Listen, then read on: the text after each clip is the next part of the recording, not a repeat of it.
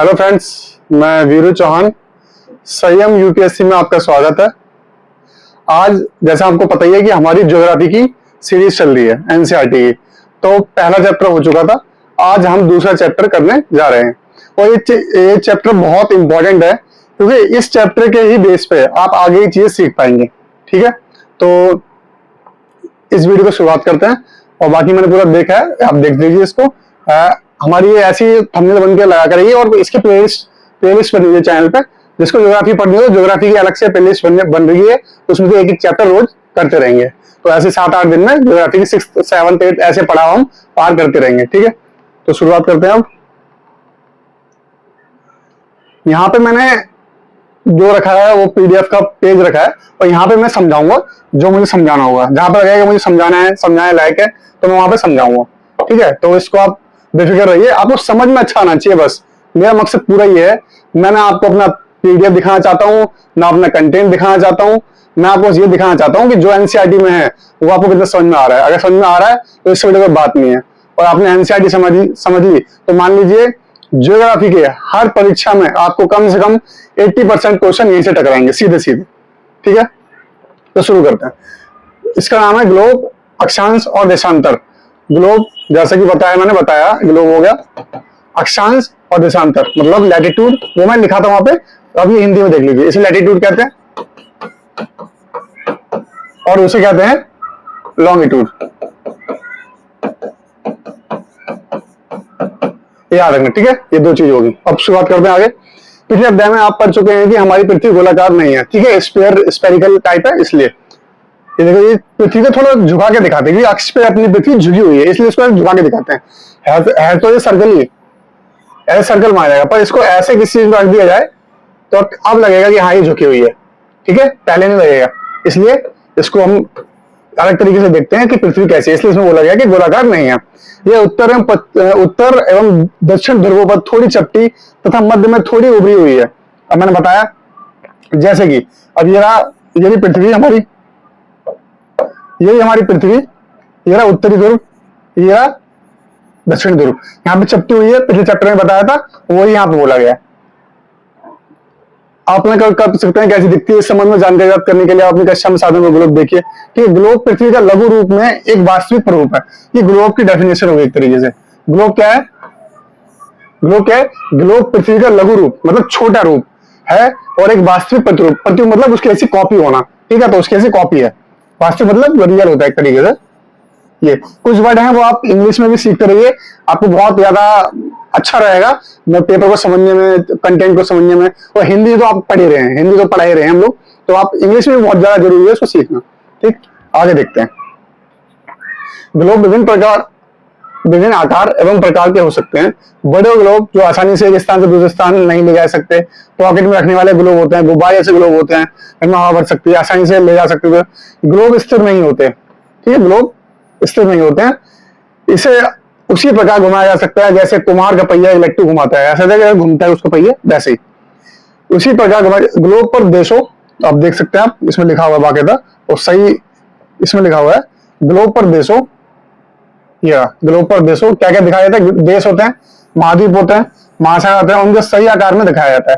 ठीक है, आपको पता लग जाए जैसे ग्लोब है, देखो सारे कॉन्टिनेंट देश सब कुछ सही आकार में दिखाए जा रहे हैं, जैसे हैं वैसे दिखाए जा रहे हैं। पृथ्वी के समान किसी गोले पर किसी बिंदु की स्थिति का वर्णन करना कठिन है। अब प्रश्न यह उठता है कि इस पर किसी स्थान की स्थिति कैसे बताई जा सकती है। ये अब आगे पता लगेगा कि ग्लोब से आप कैसी स्थिति जान सकते हैं, किस पोजीशन पे, कोऑर्डिनेट्स कहते हैं। ठीक है, अब प्रश्न यह उठता है कि इस प्रकार किसी स्थान की स्थिति कैसे बताई जा सकती है। इसके लिए हम कुछ बिंदुओं एवं रेखाओं के संदर्भ मतलब होता है रेफरेंस। ठीक है, रेफरेंस पॉइंट, संदर्भ मतलब रेफरेंस होता है, क्या आवश्यकता होती है। हर चीज की एक रेफरेंस पॉइंट की आवश्यकता होती है। आप किसी रास्ता पूछेंगे तो आप पूछेंगे यहाँ से राइट, यहाँ से लेफ्ट, तो जहां से राइट और लेफ्ट बोल रहे हैं वो रेफरेंस पॉइंट होगा एक तरीके से। आप देखेंगे कि एक सुई ग्लोब में झुकी हुई अवस्था में स्थित होती है, इसे अक्ष कहते हैं। ये रे अक्ष,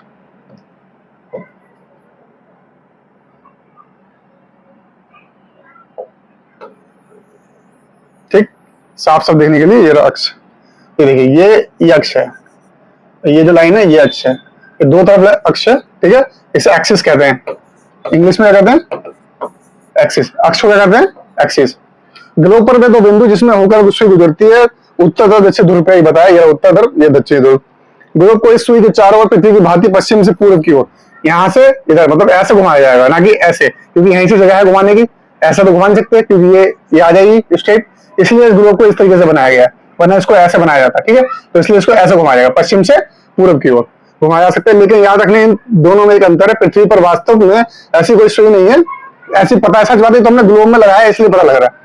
ये अपने अक्ष पर चारों ओर घूमती है और एक काल्पनिक रेखा बनाती है।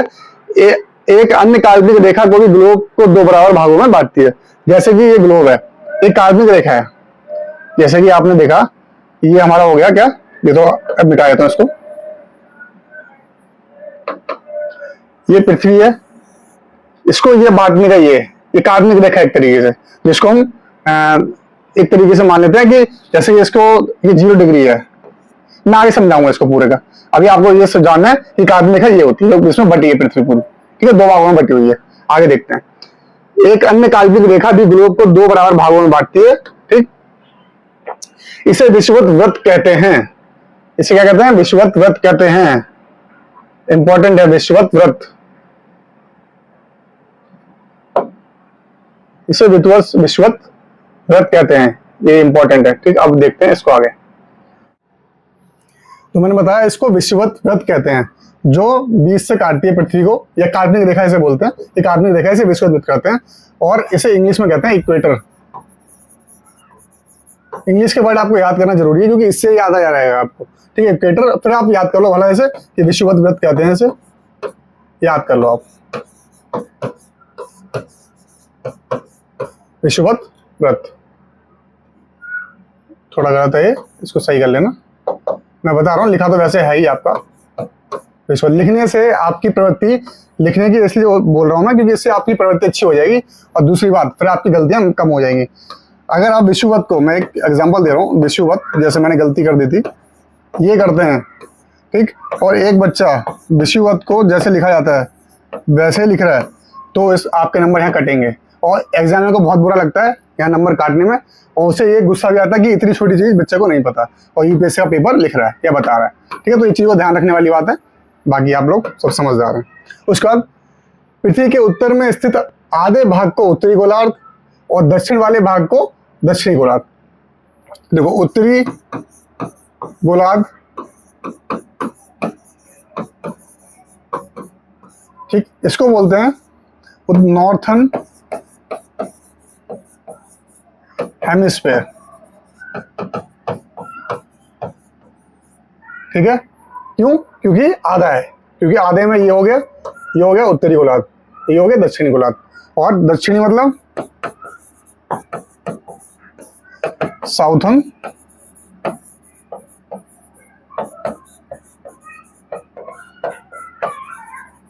हेमिस्फीयर, ठीक ठीक बता दिया। ये दोनों बराबर के आधे भाग होते हैं। इस प्रकार विषुवत वृत्त पृथ्वी पर एक काल्पनिक वृत्त बनाती है। क्या? विषुवत वृत्त पृथ्वी पर एक काल्पनिक वृत्त बनाती है, एवं ये पृथ्वी पर विभिन्न स्थानों की स्थिति बताने का सबसे महत्वपूर्ण संदर्भ बिंदु है, ठीक है। जो काल्पनिक वृत्त बनाती है उसकी बात कर रहा हूँ। ये वृत्त हो गया एक तरीके से, इसे वृत्त कहते हैं इस पास में। विषुवत वृत्त से ध्रुवों तक स्थित सभी समांतर वृत्तों को अक्षांश यानी समांतर रेखाएं कहा जाता है। अक्षांशों को अंश में नापा जाता है। अब आपको बताता हूं मैं क्या बाकी और चीज है, जैसे कि अक्षांश किसे कहते हैं बताया मैंने आपको, लैटिट्यूड, ये हो गया अक्षांश। इंग्लिश में जरूर याद कर लेना इसको, जरूर, लैटिट्यूड, ठीक। उसके बाद क्या है पास, अंश, अंश इसे कहते हैं डिग्री, ठीक। तो विषुवत वृत्त से ध्रुवों तक स्थित, ध्रुवो ये रही पृथ्वी, ये रही ध्रुव, विषुवत ये रही काल्पनिक रेखा, यहाँ पे स्थित जितने भी ऐसे जाएंगे ये जा रहे हैं ऐसे, ये जा रहे हैं ऐसे, इसको क्या बोलते हैं, अक्षांश बोलते हैं। और ये समांतर रेखा होती है, ये समान दूरी पे होती है, मतलब समांतर होती है, कटती नहीं एक दूसरे कभी भी। जैसे कि ये जा रही है, ठीक है, ये जा रही है, ये जा रही है, ये जा रही है, ये विषुवत वृत्त है, तो यहाँ से समांतर है पूरा, ठीक। उसके बाद अक्षांशों को अंश में नापा जाता है, मैंने बताया, ये अक्षांश है, इनको अंश में नापा जाएगा, डिग्री जिसे कहते हैं। विषुवत वृत्त शून्य अंश अक्षांश को दर्शाती है, ये रहा पूरी बात। विषुवत वृत्त, ये रही विषुवत वृत्त, ये रहा ऐसे, और ये रहा 0 डिग्री, इसे कहते हैं विषुवत वृत्त। पृथ्वी पे एक रेखा है ये, इसे कहते हैं विषुवत वृत्त, इसे कहते हैं एक इक्वेटर। ठीक है, ये चीज बीच वाली चीज क्या होगी, इक्वेटर। आगे आगे और आपको पता लगेगा।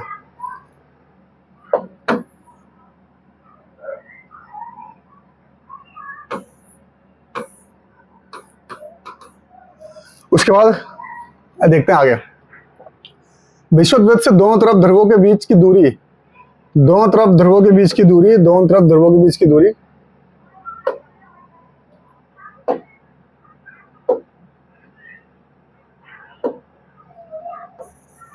दोनों तरफ बीच की दूरी और बताते हैं। ये रहा विषुवत से शून्य अंश तक अंशांक को दर्शाते हैं, बता दी मैंने। शून्य जो है अंश वो अक्षांश को दर्शाती है। विषुवत वृत्त जो शून्य है, विषुवत वृत्त शून्य अंश अंशा मतलब 0 डिग्री को दर्शाती है। ये 0 डिग्री है लिखा हुआ, ठीक है, 0 डिग्री। उसके बाद चूंकि विषुवत वृत्त से दोनों तरफ ध्रुवों के बीच की दूरी पृथ्वी के चारों ओर के वृत्त का 1/4 है, अतः इसका माप होगा 360 अंश का। 360 ये आपकी पृथ्वी है। ऐसे जैसे कि बताया जाए कि विषुवत ये 4 ये हिस्सा है, तो ये दूरी जो यहाँ तक है ऐसे करके एक तरीके इसको डिवाइड किया गया है, ठीक है। उसके बाद अगर देखा जाए तो 360 डिग्री का एक क्या होता है, गोला होता है कोई। तो हमारी पृथ्वी को हम 360 अंश मानते हैं। इसका क्या बोला, 1/4 भाग बोला है, 1/4 भाग है। तो कितना, 90 डिग्री। क्या है, 90 डिग्री 4 क्वार्टर्स हैं, ऐसे बांटा गया, ठीक।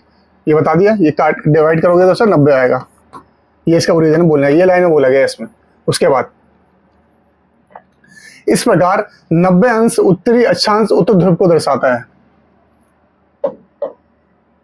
ये रहा 90 अंश। 90 अंश देखो यहाँ पे कहाँ पे 80 ऐसे 90 ऐसे जाओगे 20 40 60 80 90 ऊपर जाके ऐसे होगा। तो क्या होता है, उत्तरी 90 जो है यहाँ पे उत्तरी अक्षांश, ठीक है। इस प्रकार 90 अंश उत्तरी अक्षांश उत्तर ध्रुव, ये रहा उत्तर ध्रुव, उत्तरी अक्षांश का उत्तरी ध्रुव, तथा 90 अंश दक्षिणी अक्षांश दक्षिण ध्रुव, ये 90 अंश 90 डिग्री 90 डिग्री तो दक्षिणी ध्रुव। याद रखना ये बात, ठीक। अब आपको आगे करते हैं। उसके बाद इस प्रकार विषुवत वृत्त के उत्तर की सभी समांतर रेखाओं को उत्तरी अक्षांश कहा जाता है, ठीक है। उत्तर की जितनी भी रेखाएं, ये सारी उत्तर की रेखाएं हैं, इसको उत्तरी अक्षांश कहा जाएगा। जितनी भी जा रही है, इसलिए विषुवत वृत्त बीच की लाइन है, यहाँ से जितनी भी जाएंगी ये यहाँ से सब उत्तरी अक्षांश, ठीक।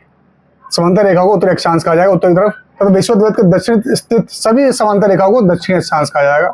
ये दक्षिणी अक्षांश है, ठीक। इतना याद हो गया आपको। हिंदी में दक्षिणी को साउथर्न, ठीक है, और ये अक्षांश है तो लैटिट्यूड, ठीक। याद होगा तभी आपको याद रहेगा लैटिट्यूड क्या है, लॉन्गिट्यूड क्या है। आगे लॉन्गिट्यूड पढ़ेंगे। इसलिए प्रत्येक अक्षांश के मान के साथ उसकी दिशा यानी उत्तर या दक्षिण को भी लिखा जाता है। जैसे कोई चीज लिखी जाती है, जैसे हमने लिखा 23 डिग्री 23.5 डिग्री, जो क्या लिखा जाएगा, उत्तर, ठीक। अगर लिखा जाएगा 23.5 डिग्री दक्षिण, ये दक्षिण हो गया। इसलिए ऐसे लिखा जाता है कि बताया जाता है कि कहाँ पे दक्षिण में है कि उत्तर में है। इसलिए इसको आपको पता होना चाहिए। मैं बता रहा हूँ, धीरे धीरे सब समझ में आएगा, बहुत ईजी है, कोई दिक्कत नहीं है। आगे इसके बाद सामान्यतः इसे उत्तर या दक्षिण ऊ या दा, ठीक है, अक्षर से व्यक्त किया जाता है। उत्तर को उत्तर से ऊ से, दक्षिण को दा से। उदाहरण के लिए महाराष्ट्र में चंद्रपुर एवं ब्राजील में बेलो होरिजोंटे दोनों एक ही अक्ष 20 अंश पर स्थित है, लेकिन चंद्रपुर विषुवत वृत्त के 20 अंश उत्तर में स्थित है एवं बेलो होरिजोंटो विषुवत वृत्त के 20 दक्षिण में। दोनों 20 डिग्री पे ही हैं, ठीक, ठीक है। चंद्रपुर कहाँ है, ये आपको याद रखना पड़ेगा कि दोनों कहाँ पे 20 डिग्री में। पेपर में ऐसे ही क्वेश्चन उठा के डाल दिए जाते हैं। अब पूछो बेलो हॉरिजॉन्टल क्यों आया, ये एनसीईआरटी में था इसलिए आ गया, ठीक है। ज्यादातर क्वेश्चन ऐसे पूछ जाएंगे। और ये भी 20 डिग्री है बेलो, पर अंतर क्या है, ये उत्तरी है यानी ऊ है, ये दा है, ठीक है, ये अंतर है, इसको याद रखना आप। उसके बाद इसलिए हम कह सकते हैं कि चंद्रपुर 20 डिग्री उत्तर अक्षांश पर तथा बेलो होरिजोंटो 20 डिग्री दक्षिण अक्षांश पर स्थित है। चित्र से स्पष्ट है कि जैसे जैसे हम विषुवत वृत्त से दूर जाते हैं अक्षांशों का आकार घटता है, ठीक बात है। ये रहा ये रही विषुवत। जैसे जैसे दूर जाएंगे तो क्या बोला है, अक्षांशों का आकार घटता है। ठीक है, ये ऐसे घूम रही है अभी, ठीक, फिर ऐसे घूमेगी, फिर ऐसे घूमेगी, और ऐसे अनगिनत रेखाएं हैं। ये कुछ रेखाएं हैं जो आपको बता पा रहे हैं, ऐसी रेखाएं अनगिनत हैं, उनको आप गिनना मुश्किल है, इसलिए जो कुछ इंपॉर्टेंट रेखाएं उनको लिखा जा रहा है। ठीक है, अब मैं आपको समझा देता हूँ। उसके बाद महत्वपूर्ण अक्षांश समांतर रेखाएं, ये ऐसे बोला गया महत्वपूर्ण जो अक्षांश समांतर रेखाएं हैं उनके बारे में पता करते हैं अभी, कौन कौन सी रेखाएं हैं, कौन कौन सी नहीं है, क्या है। देखिए, सबसे पहले ये बना दिया हमने सर्कल। सर्कल यानी कि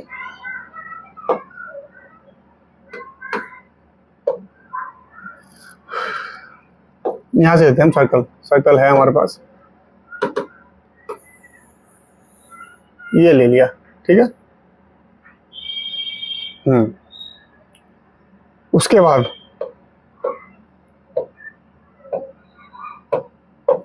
बनाई बीच में लाइन, एक लाइन बीच में खींची बिल्कुल सेंटर में। ठीक, ये हो गया। उसके बाद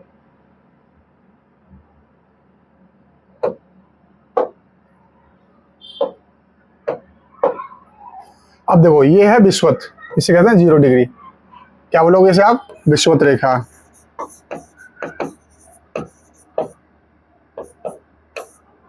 वैसे यहां लिखा हुआ है, मैं आपको वैसे समझा देता हूं, टाइम ना ज्यादा लगे इसलिए। ये ना विषुवत, ठीक है, विषुवत रेखा, ये 0 डिग्री पे। ऊपर जाओगे आप तो वैसे वैसे आपके कटिबंध बंदर, मतलब जो चेंजेस हैं वो होते रहेंगे। जो भी इसमें बोला गया है मैं आपको बताता हूँ क्या क्या उनसे कटिबंध क्या होता है।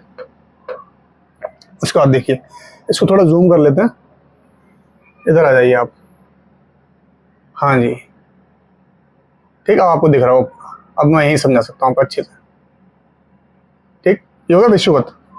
रेड पेन लेते हैं, इरेज करते हैं इसको।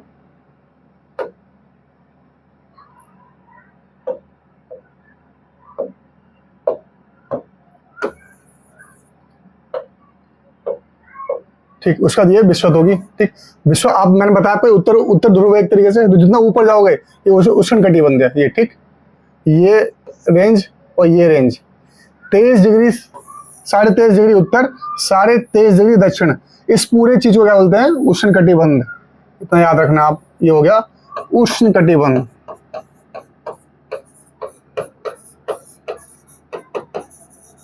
इस दुनिया में ज्यादातर लोग, ज्यादातर देश इसी पे है। 80% जो पॉपुलेशन है वो इसी कटिबंध में रह रही है।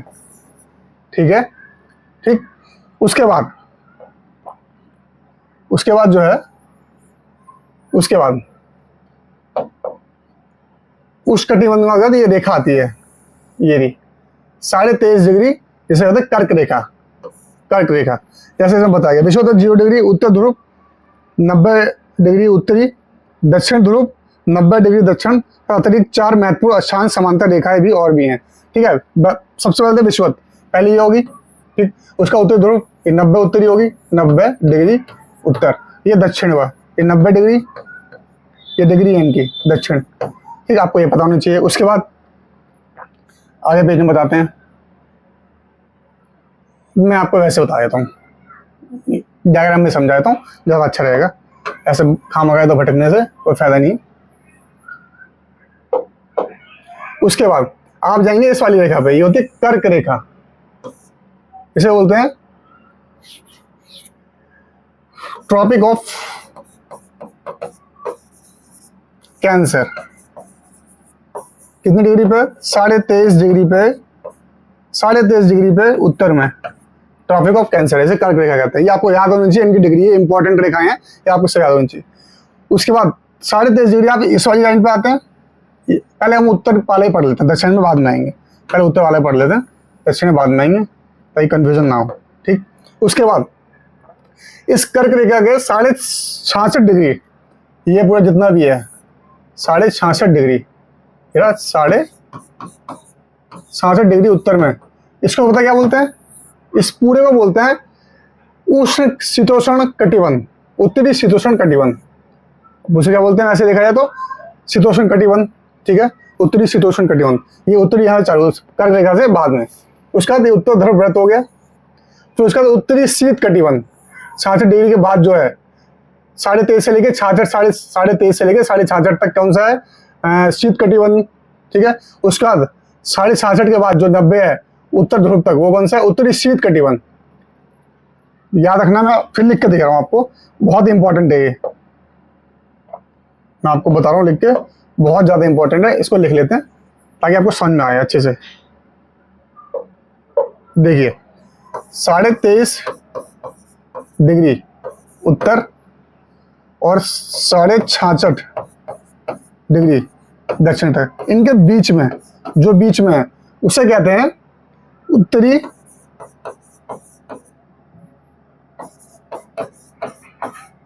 उत्तरी शीतोष्ण,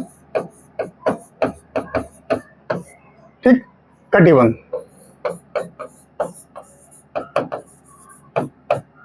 उसे ये कहते हैं, ठीक, उत्तरी शीतोष्ण कटिबंध। ठीक है, उसके बाद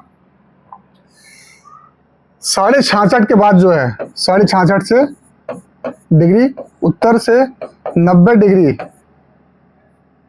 उत्तर तक, उसे कहते हैं शीत कटिबंध। ये आपको पता होना चाहिए, इसको इंग्लिश में बताऊंगा बाद में। फिर बता रहा हूं, दोबारा बता रहा हूं, विषुवत के बाद जो 23.5 तक होती है उसे उष्ण कटिबंध कहते हैं। ठीक, और उष्ण कटिबंध कौन सा है, जो 0 डिग्री से 23.5 डिग्री उत्तर 23.5 डिग्री दक्षिण, इसे उष्ण कटिबंध कहते हैं। ठीक है, उसके बाद उस 23.5 उत्तर के बाद और 66.5 उत्तर तक उसे बोलते हैं उत्तरी शीतोष्ण, शीतोष्ण। ठीक, उसके बाद 66.5 से लेकर 90 तक उसे कहते हैं शीत कटिबंध, उत्तरी शीत कटिबंध। याद हो गया आपको? ठीक, उत्तर की बात खत्म हो गई, उत्तर की बात खत्म हो गई। उससे उसके बाद क्या कहते हैं, उसके बाद कहते हैं, अब आते हैं जो पिछले वाले पे है, हाँ जो मैं बता रहा था ये रहा। अब हम दक्षिण की तरफ मूव कर लेते हैं। मैंने यहाँ बता दी, यहां तक ये उष्ण कटिबंध है। उसके बाद 23.5 डिग्री दक्षिण से 66.5 डिग्री दक्षिण, इसे बोलते हैं, इस बीच को, इसके बीच को दक्षिण शीतोष्ण कटिबंध। कुछ अंतर नहीं है, बस दक्षिण और उत्तर का अंतर है, बस इतना आगे। उसका दक्षिणी शीत कटिबंध हो जाएगा। 66.5 से लेके 66.5 से डिग्री दक्षिण से लेके 90 डिग्री दक्षिण तक, ये हो जाएगा दक्षिणी शीत कटिबंध। ये आपको याद होना चाहिए कौन सी डिग्री से कहां तक है, वरना बहुत दिक्कत हो जाएगी, बहुत जरूरी है। ठीक है, यहां तक हो गया खत्म मानी, ये दक्षिण ध्रुव उत्तर ध्रुव, ये पूरा क्लियर हो गया होगा आपको। और शांत ताप कटिबंध जितने भी हैं, ताप पीटियां से कहते हैं, हीट जोन। उसके बाद आगे बढ़ेंगे अब।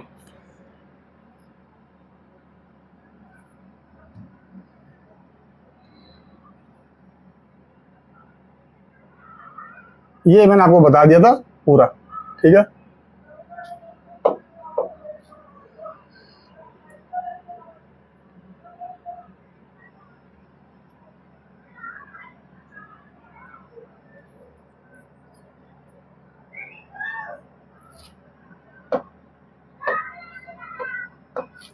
ये ठीक है, ये कैप्रिकॉर्न है, कर्क को कहते हैं कैप्रिकॉर्न। ठीक, उसके बाद दक्षिण गोलार्ध में 23.5 की डिग्री की लाइन गई है, जो 23.5 डिग्री दक्षिण में गई है, उसे मकर रेखा कहते हैं। मकर, ये सॉरी, ये कैंसर है, सॉरी, ट्रॉपिक ऑफ कैंसर।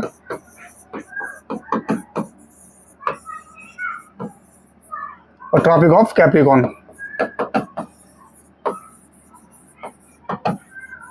ये इंपॉर्टेंट है। ठीक, उसके बाद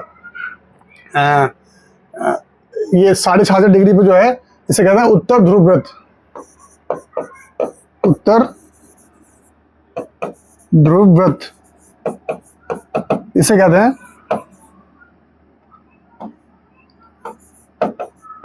आर्कटिक सर्कल इंग्लिश में। और नीचे वाले को और 23.5 और 66.5 डिग्री पे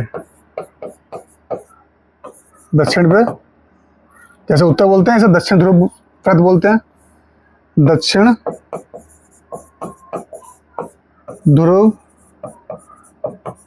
व्रत, इसे बोलते हैं अंटार्कटिक सर्कल। या नीचे अंटार्कटिक है, ऊपर आर्कटिक है, ठीक, इतना याद रखना।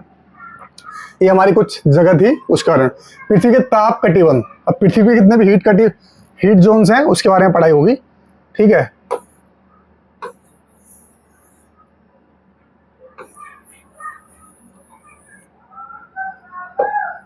पृथ्वी में कितने हीट कट उसके बाद है, अब देखते हैं आगे।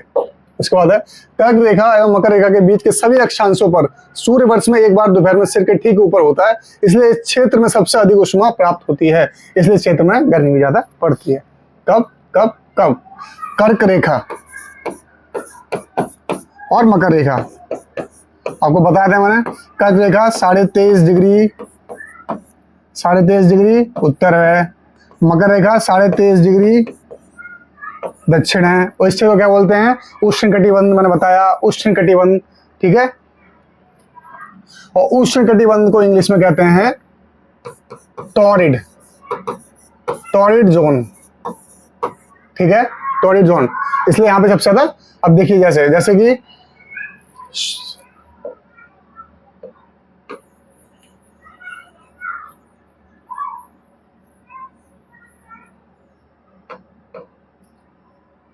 ये हमारी पृथ्वी है, ठीक, और ये सूर्य है, ठीक है।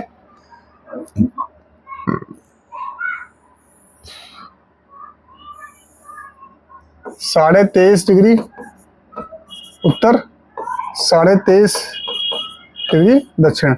और ये किरण, इसकी रोशनी आ रही है सबसे ज्यादा इस क्षेत्र पड़ेगी। अगर यहां से ही पड़ेगी, ऐसे यहां से ही पड़ेगी तो भी इस क्षेत्र में पड़ेगी। यहाँ पे इसकी रोशनी बहुत कम जाएंगी, ये उसकी उष्मा बहुत कम जाएगी, बहुत ज़्यादा ट्रैवल करनी पड़ेगी। और ये पास में पड़ेगी इसकी ट्रैवलिंग, यहाँ से आप देखोगे, देखो ट्रैवलिंग कितनी दूर जा रही है इसकी, ठीक है। इसलिए यहाँ इस क्षेत्र पे उष्मा ज़्यादा अधिक पड़ती है। इसलिए दोपहर में एक बार दोपहर में सिर के ठीक ऊपर होता है, सूर्य वर्ष में एक बार ठीक सिर के ऊपर होता है, इन दोनों मकर और कर्क और मकर रेखा के बीच में, ठीक। कर्क रेखा और मकर रेखा के बाद किसी भी अक्षांश पर दोपहर का सूर्य कभी भी सिर के ऊपर नहीं होता, इंपॉर्टेंट है, और लिख लीजिए या याद कर लीजिए। ध्रुव की तरफ सूर्य की किरणें तिरछी होती हैं। ध्रुव, ये रहे ध्रुव, ये उत्तरी ध्रुव, ये दक्षिणी ध्रुव, इसकी क्या तिरछी पड़ रही है, इसलिए यहाँ पे उष्मा धीरे और कम पहुंचती है। इस प्रकार उत्तरी गोलार्ध में कर्क रेखा एवं उत्तर ध्रुव वृत्त, दक्षिण गोलार्ध में मकर रेखा और दक्षिण ध्रुव वृत्त के बीच और क्षेत्र का तापमान मध्यम रहता है। जैसे ये रहा,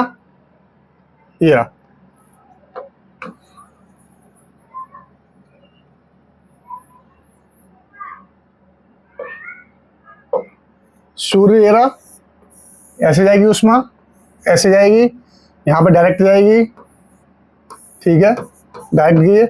यहाँ ज्यादा गर्मी होगी, उष्मा ज्यादा पहुंच रही है, डायरेक्ट, ठीक। और ये दूर है, ठीक। उसके बाद क्या बोला गया है? कर्क रेखा के बाद ये उत्तर ध्रुव का जो क्षेत्र है, क्या है यहाँ पे? उत्तर ध्रुव का क्षेत्र है। और मकर रेखा के बाद दक्षिण ध्रुव का क्षेत्र है, यहाँ से लेके यहाँ तक। यहाँ पे उष्मा पहुंचेगी, देखो ये पहुंच रही है, पर बहुत दूर में पहुंच रही है, उष्मा की कमी हो रही है। और यहाँ पे तिरछी है, ये सूर्य की किरणें तिरछी पहुंचती है, इसलिए यहाँ पे धीरे धीरे उष्मा कम पहुंचती है और मध्यम रहता है। यहाँ का टेम्परेचर क्या रहता है? मध्यम, मॉडरेट, ठीक है, इसे कहते हैं मॉडरेट, मध्यम रहता है। तो इस चीज को क्या बोलते हैं? शीतोष्ण। तभी वो देखा, मैंने लिखा था आपको, क्या बोलते हैं इसे? शीतोष्ण। ये रहा शीतोष्ण, ये रहा शीतोष्ण, ठीक। ये वर्ड ऐसे याद करेंगे तो आपको याद हो जाएंगे, शीतोष्ण, ठीक। उसके बाद अब क्या है? देखिए, शीतोष्ण हो गया। शीतोष्ण को क्या कहते हैं? टेम्परेट, इंग्लिश में कहते हैं टेम्परेट जोन। क्यों? क्योंकि यहाँ पे तो उष्मा मध्यम रहती है, इसे टेम्परेट जोन कहते हैं। और किसके बाद है?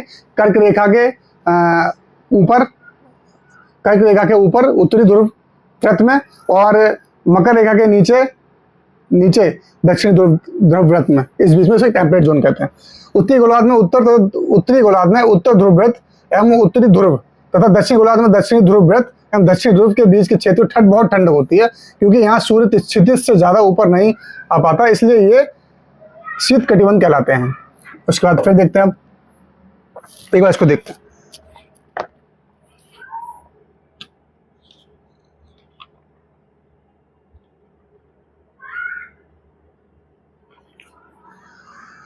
उसके बाद अब देखते हैं, यहाँ पे देखिए, ये आपका यहाँ तक खत्म होगी, यहाँ तक आप तक हो गया। यहाँ तक ये बात कर लेना, मध्यम होता है, यही मध्यम होता है। यहाँ पे खूब उष्मा रहती है इस क्षेत्र में। अब बात करते हैं आगे की। आगे ये रहा उत्तरी ध्रुव, ये रहा उत्तरी ध्रुव लाइन की। उसके बाद उत्तरी ध्रुव व्रत, ये व्रत है, व्रत, और ये उत्तरी ध्रुव ये रहा।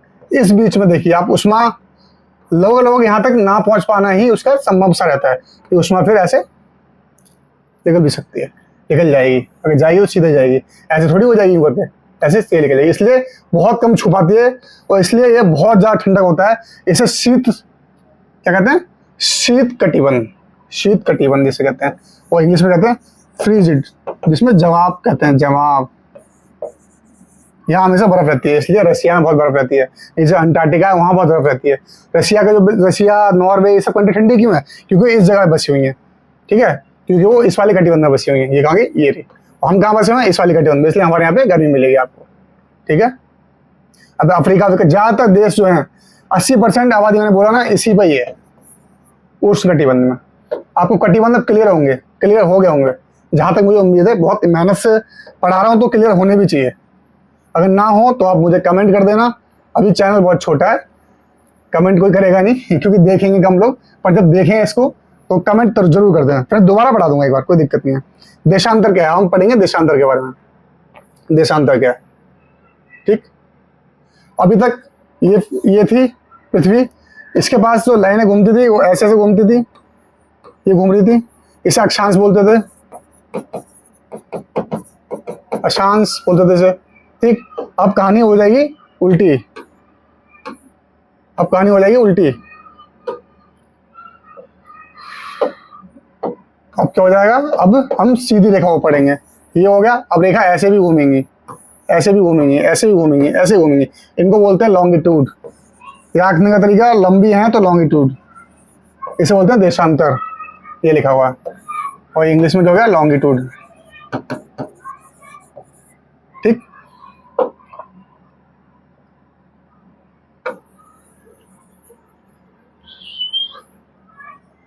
किसी स्थान की स्थिति को बताने के लिए उस स्थान के अक्षांश के अतिरिक्त कुछ और जानकारी भी आवश्यकता होती है। अक्षांश जो हमने पढ़ा है, यह लाइन जो होती है, आप देख सकते हैं कि प्रशांत महासागर में स्थित टोंगा द्वीप, एक टोंगा द्वीप है, एवं हिंद महासागर में स्थित मॉरिशस द्वीप एक ही अक्षांश 20 डिग्री दक्षिण पर स्थित है। दोनों एक ही अक्षांश पे, एक टोंगा द्वीप हो गया, ये मान लो 20 डिग्री चल रही है रेखा, ठीक है।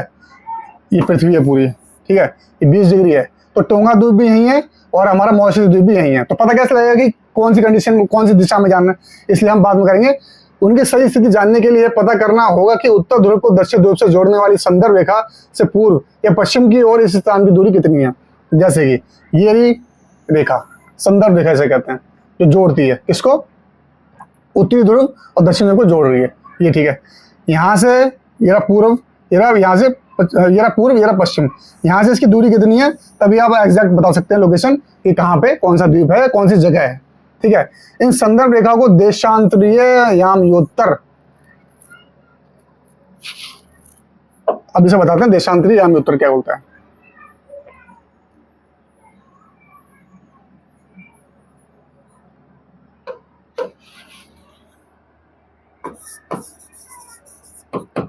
लॉन्गिट्यूडिनल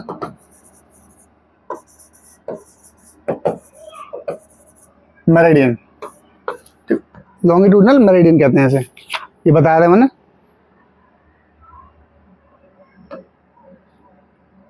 और अगर ऑफ लगाना चाहें तो meridian of longitudes, meridian of longitudes. यामयोत्तर को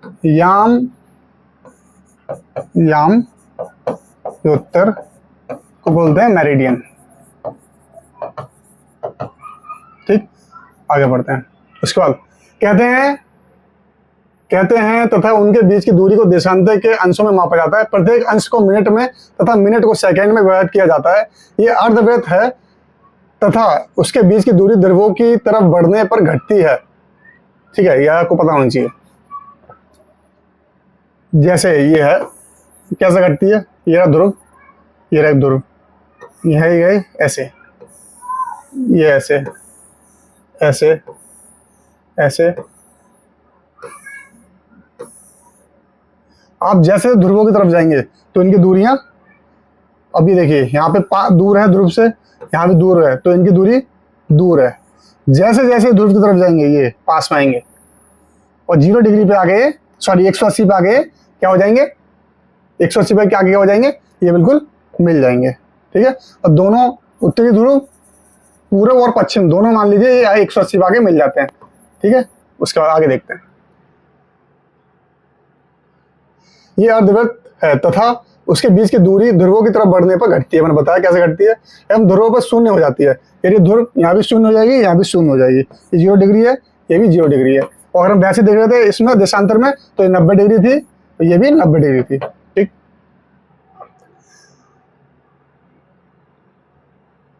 जहां सभी देशांती यामियों आपस में मिलती हैं, मैंने बता दिया मिलते हैं आपस में, ये मिल रहे हैं यहाँ पे। ठीक है, जितने भी ग्रिड्स हैं सारे मिल रहे हैं आपस में।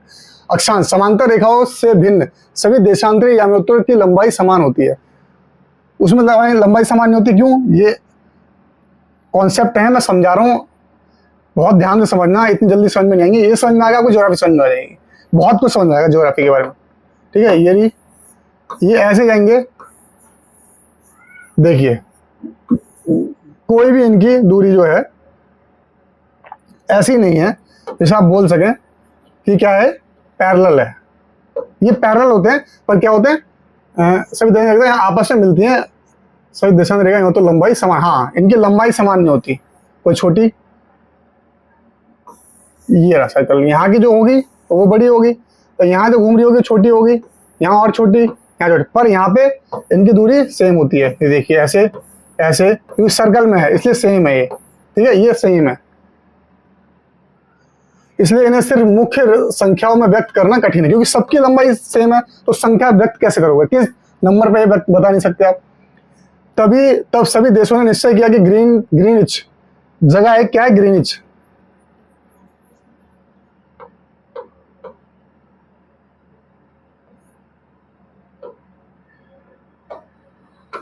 ग्रीनिच कहते हैं सर, इंग्लिश में नाम है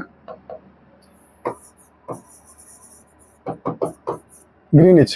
ठीक, जहां ब्रिटिश राज की वेधशाला स्थित है, ब्रिटिश राज की वेधशाला स्थित है, से गुजरने वाली यामी उत्तर नाइडियन से पूर्व और पश्चिम की ओर गिनती शुरू की जाए। ये गुजर रही है, यहीं कहीं ग्रीनिच हुआ बीच में। ठीक है, उसके बाद आपको ये रहा आपका पश्चिम, ये रहा आपका पूर्व, ऐसे गिनती शुरू की। ये पूर्व में, ये पश्चिम में है, ये पूर्व में है, ऐसे गिनती शुरू की जाएगी। यामोत्तर से पूर्व और पश्चिम की ओर गिनती शुरू की जाए। इस यामोत्तर को प्रमुख यामोत्तर कहते हैं। ये जो है यामोत्तर, इसे प्रमुख यामोत्तर कहते हैं। इसका मान 0 डिग्री देशांतर है तथा यहाँ से हम 180 पूर्व 180 पश्चिम तक गणना करते हैं। ठीक है, 180 पूर्व, ये भी 180 है, ये भी दक्षिण में और पश्चिम में, वो उत्तर में और दक्षिण, वो आके मिलते हैं, ये ऐसे ऐसे मिलती हैं आगे, ऐसे ऐसे। ये 180 है, ये 180 है, कब? देशांतर में।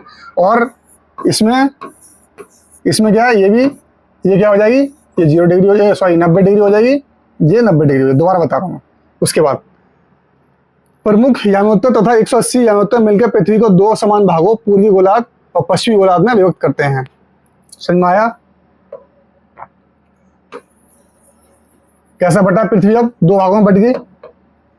ये पृथ्वी, ये प्रमुख यामोत्तर है, स्टैंडर्ड मेडिटेरियन, मेन मेडिटेरियन बोल सकते हैं इंग्लिश में। ठीक है, ये रहा पश्चिमी गोलार्ध, वेस्टर्न हेमिस्फीयर, जैसे वो दक्षिणी और उत्तरी में बटाता है, ऐसे ये, और ईस्टर्न हेमिस्फीयर। ठीक है, अब पृथ्वी को हमने अपने अनुसार 4 भागों में बट चुकी है। समान भागों पूर्वी गोलार्ध पश्चिमी गोलार्ध में व्यक्त करती है। इसलिए किसी स्थान के देशांतर के आगे पूर्व के लिए अक्षर पू और पश्चिमी के लिए पा उपयोग करते हैं। यह जानना रोचक हुआ कि 180 पूर्व और 180 पश्चिम या उत्तर एक ही रेखा पर स्थित है। जैसे कि ये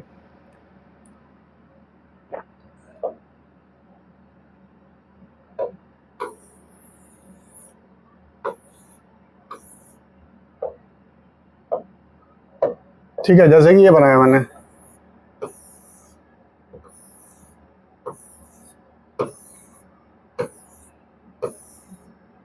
ये रहा आपका क्या, ये रहा पश्चिमी चाक यहाँ पे 0 डिग्री, ये रहा यहाँ पे पूर्व, ये भी 0 डिग्री, सॉरी 180 डिग्री। ये दोनों एक ही जगह स्थित हैं। यहाँ से आओगे तब भी 180 पे दोनों जगह स्थित हैं, ये बोला गया है। ये जानना रोचक होगा कि 180 पूर्व 180 पश्चिम या उत्तर एक ही रेखा पर स्थित है। अब ग्लोब पर अक्षांश समांतर रेखाओं एवं देशांती यमांतों के द्वारा बनी ग्रिड को देखें। ये ग्रिड, इसे ग्रिड कहते हैं। अगर आपको किसी स्थान का अक्षांश और देशांतर की सही जानकारी हो तो ग्लोब पर आप उस स्थान का पता आसानी से लगा सकते हैं। उदाहरण के लिए असम में डुबरी जगह है 36 डिग्री उत्तर अक्षांश और 90 डिग्री पूर्व देशांतर पर स्थित है। उत्तर भी आ गया, पूर्व भी आ गया, आपको सही डायरेक्शन मिल जाएगी। ठीक है, अब उस बिंदु को देखें जहां ये दोनों रेखाएं एक दूसरे को काटती हैं। ठीक है, जहां ये काट रही होंगी, उत्तर भी और दक्षिण भी। ये रहा उत्तर, ठीक है, और पूर्व, ये रहा पूर्व 26 और 90 पूर्व, ये आगे और जाएगा, यहाँ पे होगा 90 पूर्व, ये रहा, और यहाँ पे 26, 20 के बाद है 26, यहीं के एक लाइन जारी होगी, यहीं पे असम कहीं होगा। ठीक है, ये धुबरी होगा असम की जगह। ये बिंदु धुबरी को सही स्थित करेगा। इसको समझने के लिए कागज की दूरी से वो सब बताया गया है, कैसे नामों की जो पूर्व देशांतर को सही चित्र रेखा उत्तरी दिशा में व्यक्त करती हैं। ये ऐसे बोला गया करने के लिए एक चीज को, ये ऐसे बताया गया है, पेपर में जो बताया गया वही किया गया। ये रही ग्रीनिच, ये जारी 20 से, इधर आधा पार्ट है तो इधर आधा पार्ट है। ठीक है, ये रहा पश्चिमी गोलार्ध, ये रहा उत्तरी गोलार्ध, पूर्वी गोलार्ध, सॉरी। ठीक, ये पृथ्वी पूरा एक मैप है सारा, ये इंडिया अपना, सारी चीजें यहाँ पे व्यक्त की गई है। आप ध्यान से पढ़ेंगे समझ में आ जाएगा। आप देखेंगे वृत्त आँख, ये तो ऐसे बनाया गया ऐसे पॉइंट बताने के लिए। देशांतर और समय, समय को मापने का सबसे अच्छा साधन पृथ्वी चंद्रमा ग्रहों की गति है। ये रही पृथ्वी चंद्रमा और ग्रहों की गति है। सूर्योदय एवं सूर्यास्त प्रतिदिन होता है, अतः स्वाभाविक ही यह पूरे विश्व में समय निर्धारण का सबसे अच्छा तरीका साधन है। स्थानीय समय का अनुमान सूर्य के द्वारा बनने वाली परछाई से लगाया जा सकता है, जो दोपहर में सबसे छोटी एवं सूर्योदय तथा सूर्यास्त के समय सबसे लंबी। जो हमारी परछाई है दोपहर में छोटी बनती है, दोपहर में छोटी, और सूर्यास्त के समय सबसे लंबी बनती है। ग्रीनिच पर स्थित प्रमुख यामोत्तर पर सूर्य जिस समय आकाश के सबसे ऊंचे बिंदु पर होगा उस समय यामोत्तर पर स्थित सभी स्थानों पर दोपहर होगी। जैसे यह ग्रीनिच, यह ग्रीनिच। अब सूर्य जब सबसे ऊंचाई पे होगा, यहाँ पे होगा, ऐसे होगा, तो यहाँ पे जितने भी स्थान है, जितनी भी जगह पड़ेंगी वहां सब पे दोपहर होगी। ठीक है, ये रहा ग्रीनिच, यहाँ दोपहर होगी। क्योंकि पृथ्वी पश्चिम से पूर्व की ओर चक्कर लगाती है, पृथ्वी ऐसे चक्कर लगाती है, ऐसे। ठीक, अतः वह स्थान जो ग्रीनिच के पूर्व में है उनका समय ग्रीनिच समय से आगे होगा, तो जो पश्चिम में है उनका समय पीछे होगा। क्योंकि ये रही पृथ्वी और ये रही जैसे ग्रीनिच, जो इधर है वो पीछे होगा समय, और ये जो है दोपहर से यहाँ कम पहले पीछे होगा, ये दोपहर के बाद का होगा। यहाँ पहले हो रही होगी, सुबह हो रही होगी, या बाद हो रही होगी। समय के अंतर की दर की गणना निम्नलिखित विधि से की जा सकती है। पृथ्वी लगभग 24 घंटे में अपने अक्ष पर 360 डिग्री घूमती है। तो थोड़ी कैलकुलेशन है, कर लेते हैं, इजी है। 24 घंटे में 360 डिग्री अपने अक्ष पर घूमती है।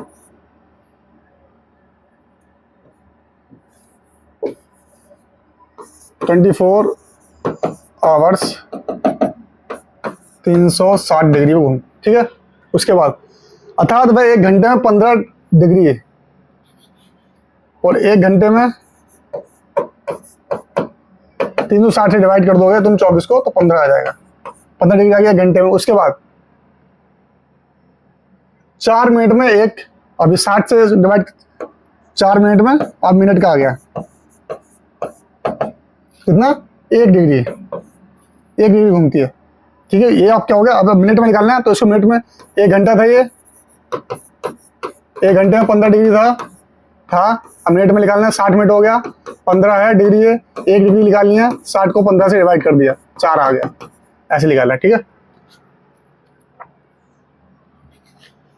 जब ग्रीनिच में दोपहर के 12, इस प्रकार ग्रीनिच में दोपहर के 12 बजते हैं, तब ग्रीनिच से 15 डिग्री पूर्व में समय होगा, क्योंकि 15 डिग्री, 1 डिग्री में कितना 4 मिनट घूमता है, 15 डिग्री है तो कितना होगा 60 मिनट। 60 मिनट क्या होगा, ग्रीनिच के समय से 1 घंटा आगे होगा, पूर्व में, पूर्व मैंने बोला आगे है, अर्थात वह दोपहर के 1 बजा होगा, लेकिन ग्रीनिच से 15 डिग्री पश्चिम में दोपहर का क्या होगा 1 घंटा पीछे होगा, यानी वह सुबह के 11 बजे होंगे। ठीक है, सुबह 11 बजे, क्योंकि 11 से 12 से पहले सुबह होती है। इसी प्रकार जब ग्रीनिच पर दोपहर के 12 बजे होंगे, उस समय 100 डिग्री पर मध्य रात्रि होगी। जब 12 बजे होंगे, दोपहर के 12 बजे होंगे, तब क्या होगा, ग्रीनिच पे 180 डिग्री पर मध्य रात्रि होगी, ये बोला गया। किसी भी स्थान पर जब सूर्य आकाश में अपने उच्चतम बिंदु पर होता है दोपहर में, उस समय घड़ी में दिन के 12 बजते हैं। इस प्रकार घड़ी के द्वारा दिखाया गया समय उस स्थान का स्थानीय समय होगा। आप देख सकते हैं कि दिए गए देशांतरी यानी उत्तर पर सभी स्थानों का स्थानीय समय समान है।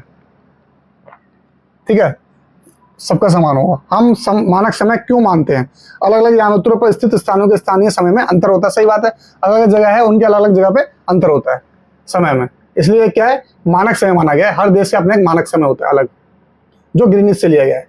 उदाहरण के लिए बहुत से देशांतरों से होकर गुजरने वाली रेलगाड़ियों के लिए समय सारणी तैयार करना कठिन हो जाएगा, क्योंकि हम तो अपने देश में तब तक हमारा समय चल रहा है, हमारा स्टैंडर्ड टाइम चल रहा है। जैसे हम किसी और देश में गए, किसी और काम में गए, कहीं और जगह गए।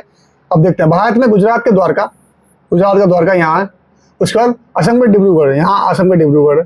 उसके बाद समय से लगभग 1 घंटा 15 मिनट का अंतर है। यहाँ पे कितना 1 घंटा और 45 मिनट का अंतर है, 1 घंटा और 45 मिनट का अंतर है, सोचिए।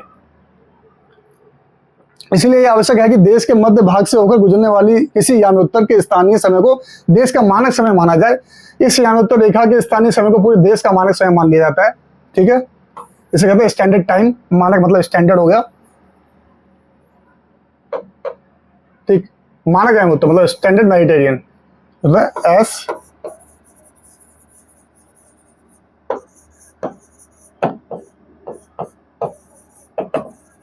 ये बोलते हैं, ठीक। भारत में 82.5 डिग्री पूर्व को मानक यानोत्तर माना गया है, ये रहा, क्योंकि बीच का भाग है भारत का। इस यानोत्तर के स्थानीय समय को पूरे देश का मानक समय माना जाता है। इस भारतीय मानक समय के नाम से जाना जाता है इंडियन स्टैंडर्ड टाइम। जब आप कभी भी मोबाइल में टाइम सेट करते हो, IMT लिख के आता होगा, GMT लिख के आता होगा, ठीक है, ये बोला गया। कबीर भोपाल के निकट एक छोटे से नगर में रहता है। वह अपने मित्र आलोक से कहता है कि वह लोग आज रात्रि में नहीं सो पाएंगे। भारत और इंग्लैंड के बीच एक क्रिकेट मैच लंदन में 2 बजे अपराह्न में, मतलब शाम को, अर्थात भारत के समय अनुसार मैच 7:30 बजे शुरू होता है, तो देर रात्रि में समाप्त होगा। ये आप जान सकते हैं कि भारत और इंग्लैंड के बीच समय के अंतर को क्या होता है। भारत ग्रीनिच के पूर्व 82 डिग्री 30 डिग्री पूर्व में स्थित है तथा यहाँ का समय किसे ग्रीनिच से हमारी दूरी क्या है। कुछ चीजें आपको याद करनी पड़ेगी, जैसे कि अपना जो स्टैंडर्ड टाइम क्या है 82.5 डिग्री पूर्व, ठीक। उसके बाद ग्रीनिच से और भारत कहाँ स्थित है, ग्रीनिच से भारत की दूरी देख लीजिए आप, 82, ठीक है, 30 पूर्व, 82 डिग्री 30 मिनट पूर्व में, ठीक है। यहाँ का समय ग्रीनिच समय से 5 घंटा 30 मिनट आगे है। मतलब हम उनसे, क्योंकि हम पूर्व में, ग्रीनिच पीछे है, हम पूर्व में, तो इसलिए हमारा जो है 5 घंटे 5.5 घंटे आगे हैं। इसलिए जब लंदन में दोपहर के 7 बजे होंगे, तब भारत में शाम के 7:30 बजे होंगे, ठीक है। 5 में आप जोड़ कर दिए 5.5 घंटे, 2 में 2 लंदन में बज रहे हैं, मैच शुरू हुआ 2 बजे और 7:30, तो यहाँ पे 7:30 बजे होगा, ठीक है। कुछ देशों का देशांतर विस्तार अधिक होता है, जिसके कारण वहां से 1 से अधिक मानक समय अपनाए गए हैं। उदाहरण के लिए रूस में 11 मानक समय, जैसे इंडिया में 1 है ना, जैसे बोलते हैं 82.5 डिग्री पूर्व, वैसे वहां 11 है। रूस में इतना बड़ा देश है। पृथ्वी को 1 घंटे वाले 24 समय क्षेत्रों में बांटा गया है। इस प्रकार प्रत्येक समय क्षेत्र 15 डिग्री देशांतर तक के क्षेत्र को घेरता है। 24 से आप 15 को मल्टीप्लाई करेंगे, 15 चौको 60 का 0, 15 30 और 6, 360 डिग्री हो गया।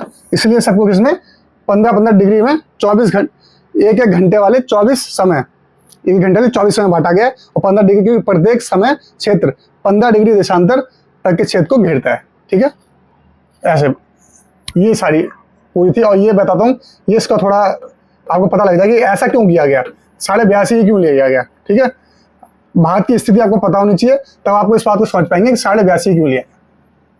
देखिए सीधी बात, 3 हिस्सों में लाइन आपको लग नहीं रहा होगा 20 से, क्योंकि ये तो भारत के इस साइड से नहीं, भारत की जो पूरी 68 डिग्री, 68 डिग्री यहाँ है और 97 यहाँ है। ठीक, तो कितना आ गया, 17 में से 8 गए 9, 8 में ये 29 आ गया। ठीक, उसके बाद इसमें और इसमें कितना डिफरेंस है, इसको 2 से डिवाइड कर दो, इसको 2 से डिवाइड कर दो, 2 से डिवाइड कर दोगे 30 का 15 होता है, 14 का ये हो गया 14.5 एक तरीके से। ठीक है, 14.5 29 हो गया, 14.5 आ गया। अब 68 में तुम 14 प्लस करोगे,